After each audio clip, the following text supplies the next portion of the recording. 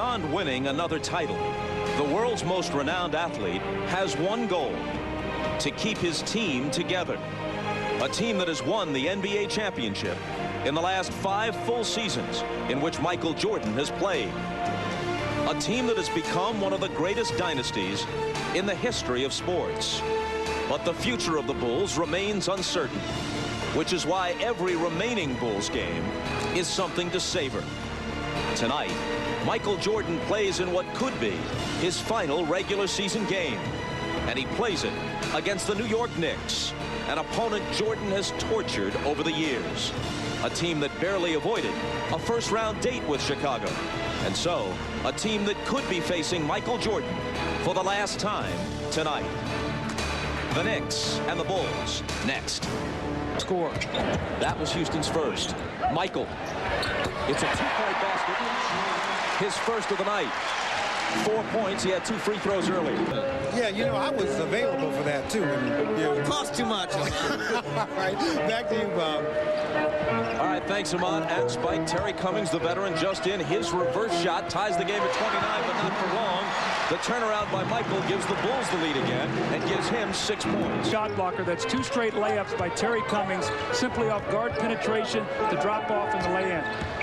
The Knicks are within 1. Michael brings it back to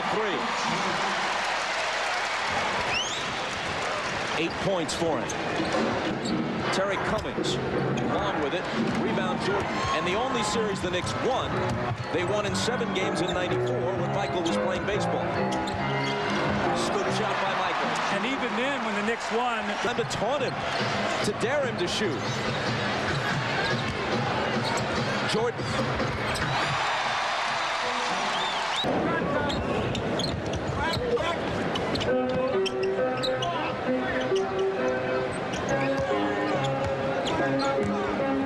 Michael, 27. that's an indefensible shot. He gets in such great rhythm. The leaping ability just rises right up over the top of you and shoots the ball.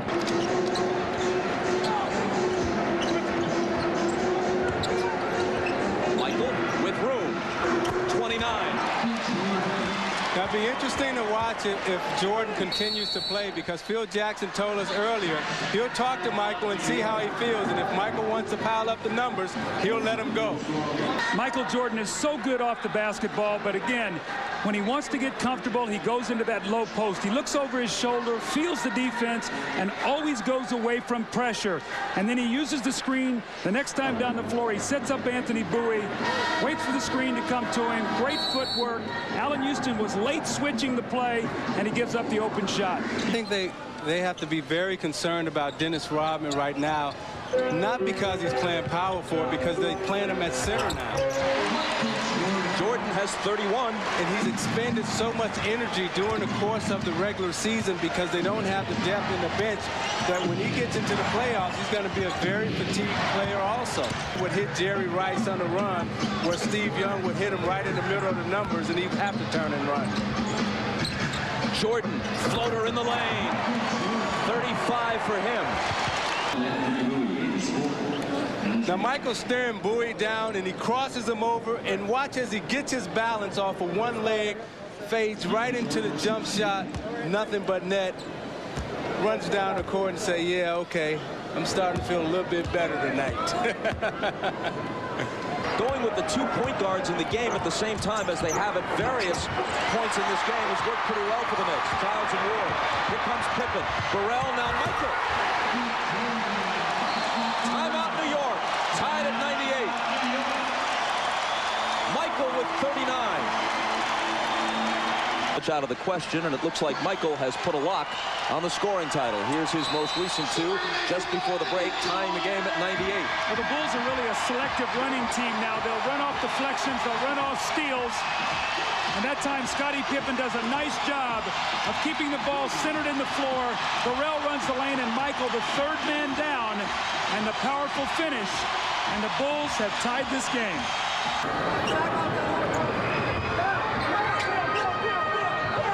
Rodman screening for Jordan, who takes on just about the whole New York defense to bring his total to 41. And that was a great screen by Dennis Rodman because he really knocked the guy off the play. Now watch the screen by Rodman. He'll clean Bowie out, puts his body on him, which frees Jordan up for a one-on-one against Buck Williams as he goes around him and lays it up. Buck Williams is slow getting back there. They want to ice the screen roll down baseline, but Michael gets to the middle, and the Buck Williams can't get up there and trap it, so Michael just beats it with his quickness and gets it to the basket. The great thing about Michael, too, is he has unbelievable recuperative powers. In 2 days, he'll be ready to play. He'll be itching to get into the playoffs. And it really goes back, Doug, to his love for the game, his passion for the game. He's not a guy who plays it for the money, the glory, or anything else. He played basketball simply because he loves to play.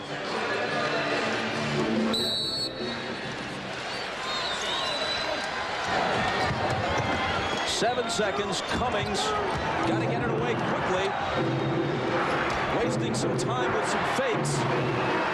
They get the bucket, but at the buzzer, it counts.